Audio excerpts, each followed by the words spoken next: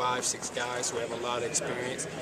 We got about 5, 6 young guys who are going to need some pushing along. So I think the combination of the youth and the experience is going to prove to be very, very valuable for us.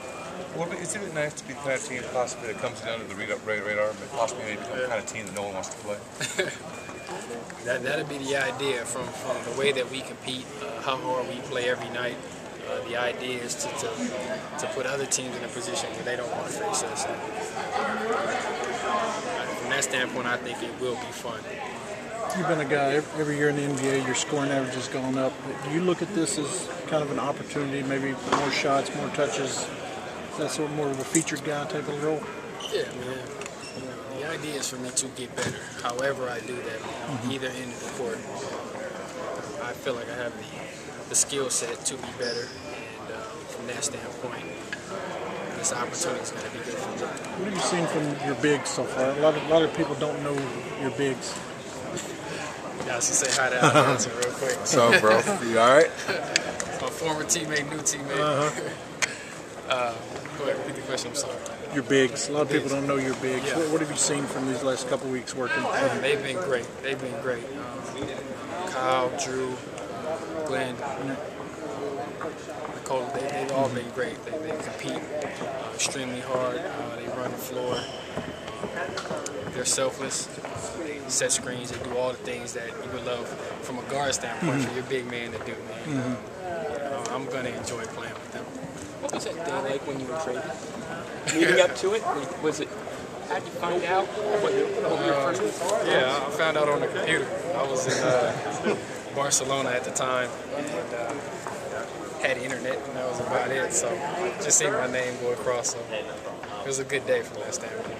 A lot of people characterize this season as a rebuilding phase. How would you characterize it? Just another season. When you throw the term rebuilding, it kind of implies as if you're almost willing to lose. And I don't think there's a guy in the locker room, management, or on the coaching staff that is willing to lose. So it's a transition more so than a rebuilding stage, I would say. You've got a new team, a new coach, and a lot of young players. Is it exciting to have a blank slate like that? It is. It provides great opportunity. It provides great opportunity. I know the coaches are very excited. Me as a player, you don't get this opportunity too often to continue to grow and create an environment in which expectations may be slightly lower, which gives you even more incentive to do better. And from that standpoint, I think everyone's excited about this opportunity and this fresh start. Looking at the trade coming at all?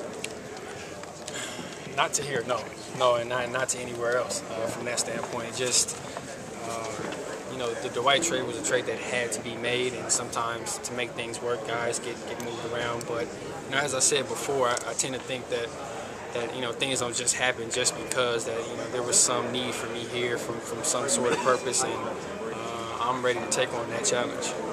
The whole Dwight situation you referred to, I mean, that left kind of a scar on this city, but you weren't around that at all. I mean, you're so fresh to this, so new. Do you feel like that's an advantage for you coming in here?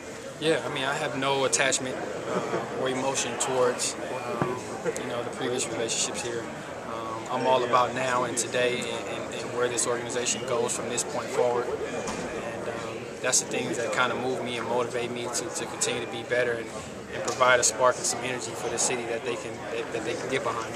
What do you see your primary role as to scorer or lead a veteran or common influence? All of the above. Just be a versatile person for this team. On the court, off the court. Be able to score, be able to defend, be able to mentor, be able to do a lot of things that whatever the coach needs from me, if it'll help this team be successful, I want to be able to. You've been in the city for what, maybe 6 weeks? Not even that. Okay, what are your impressions so far of this? I love it. I mean, I'm born and raised. I went to college in LA. My first city was Detroit. My second city was Denver. So, I get beautiful weather. Great. Put away the coats now. Yeah. Great environment, great atmosphere. So, I'm happy. I'm happy to move here, live here, and start something fresh with the team, my career. The elite group of shooting guards every night when you get to the gym. Yeah. Kind of make that jump into that group. I mean, you've been a guy on the rise for years. Is that kind of a goal? Yeah. I'll say this from mentally, from my standpoint, it's for me to get better. Now, from my image or from a media standpoint, where I fall within the ranks of other players, I'm not going to determine for myself. But I will say that I plan on getting better. I see no limits for myself until I'm at that point. Rob Hennigan hasn't ruled out the possibility of making more trades as the deadline gets closer and everything. But is that going to hang over this team a little bit this year?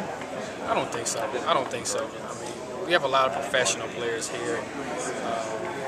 Obviously they're professional, but just professional in terms of their mentality and approach to this game and to this business. And while you have on Orlando Magic uniform, you play for that organization, you play with all your heart.